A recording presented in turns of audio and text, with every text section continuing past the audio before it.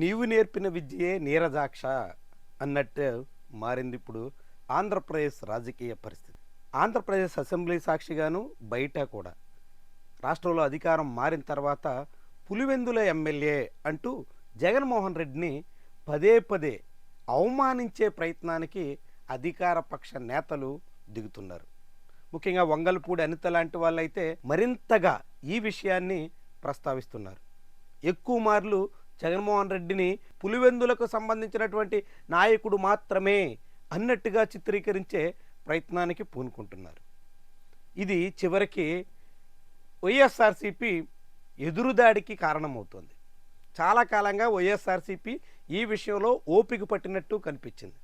Pulivendula MLA అంటున్నా, అంతకు మించి ఇంకేమంటున్నా సహనంతో ఎదురుదాడి యత్నానికి వెనకాడిన ఆ పార్టీ ఇప్పుడు మండలి సాక్షిగానే కాలు దువ్వుతుంది.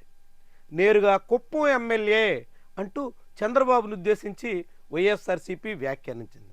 ఇది అధికార పక్షానికి కలవరం కలిగించింది. ముఖ్యమంత్రిని పట్టుకుని కుప్పం ఎమ్మెల్యే అంటారా అన్నట్టు చాలా తీవ్రమైనటువంటి స్థాయిలో స్పందించింది. తొలుత వైఎస్ఆర్సీపీ ఎమ్మెల్సీ రమేష్ యాదవ్ ఈ అంశాన్ని ప్రస్తావించారు. దాంతో అధికార కూటమి పక్షాల నేతలు ఒంటికాలి మీద లేశారు. రమేష్ యాదవ్ మీద చర్యలు తీసుకోవాలి అంటూ కూడా డిమాండ్ చేశారు. దాంతో మండలి చైర్మన్ కూడా పరిశీలించిన తర్వాత ఏం చేయాలన్నది ఆలోచిస్తాం అన్నట్టుగా చెప్పుకొచ్చారు. ఆ తర్వాత దీని మీద శాసన మండలిలో ప్రతిపక్ష నాయకుడిగా ఉన్న బొత్స సత్యనారాయణ కూడా గౌరవం ఇచ్చి పుచ్చుకోవాలి అంటూ చెబుతూనే పులివెందుల ఎమ్మెల్యే అని మీరు అంటున్నప్పుడు కుప్పం ఎమ్మెల్యే అంటూ ప్రస్తావించరా అని ఆయన కూడా రమేష్ యాదవ్ని సమర్థించేదానికి పూనుకోవడం చాలా కీలకమైనటువంటి పరిణామం.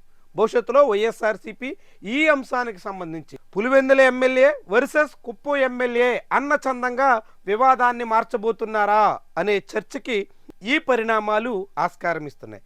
చాలా ఆశ్చర్యకరమైనటువంటి విషయం. గతంలో వైఎస్ జగన్ అధికారంలో ఉన్నప్పుడు కుప్పంలో కూడా చంద్రబాబును ఓడిస్తాం, వై నాట్ కుప్పం అన్నట్టుగా ప్రచారం చేశారు. కూటమి అధికారంలోకి ఇప్పుడు వచ్చిన తర్వాత అంతకుముందు 2014-19 మధ్యలో కూడా పులివెందుల్లో కూడా జగన్మోహన్ రెడ్డిని ఓడిస్తాం అంటూ ప్రకటన చేశారు. మొన్న జడ్పీటీసీ ఎన్నికల్లో మొత్తంగా వైఎస్ఆర్సీపీ వాటమి పాలయ్యింది అంటూ చెప్పుకోసాగారు.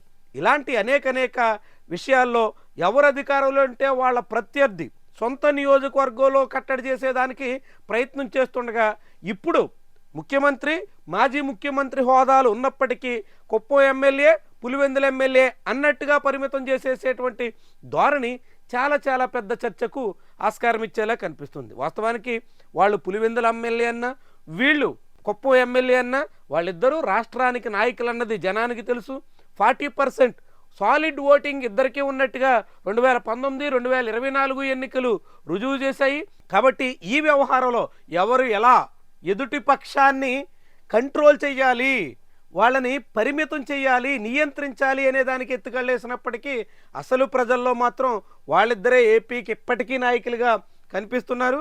ఆ పరిస్థితుల్లోనే చంద్రబాబు స్థానంలో నారా లోకేష్ సీఎం సీట్ ఎక్కాలన్న ప్రయత్నాలు కూడా వాయిదా పడుతూ వస్తున్నాయి. ఇలాంటి నేపథ్యంలో ఈ వ్యవహారం కుప్పం ఎమ్మెల్యే వర్సెస్ పులివెందుల ఎమ్మెల్యేగా సాగుతున్నటువంటి వైరం ఇప్పుడు మండల్లో ఈ చర్చ మొదలు కావచ్చు, కానీ బయట సోషల్ మీడియా యావత్తు ఇదే అంశం చుట్టూ చాలా పెద్ద స్థాయిలో చర్చ జరగడానికి తాజా పరిణామాలు ఆస్కారం ఇస్తున్నాయి. శాసనమండలి సాక్షిగా మొదలైనటువంటి ఈ ఎదురుదాడి వైఎస్ఆర్సీపీ మరింత తీవ్రతరం చేసే అవకాశం ఉందనేటువంటి వాతావరణం అయితే ప్రస్తుతానికి కనిపిస్తోంది. మరి దీన్ని కట్టడి చేయడానికి అధికార పక్షం ఎలా వ్యవహరిస్తుంది? పులివెందుల ఎమ్మెల్యే అనే ప్రస్తావన ఇకపై విరమించుకుంటుందా, కాకుంటే ఇంకా ఏమైనా దారులను వెదుగుతుందా? చాలా కీలకమైనటువంటి ఆసక్తికరమైనటువంటి అంశం.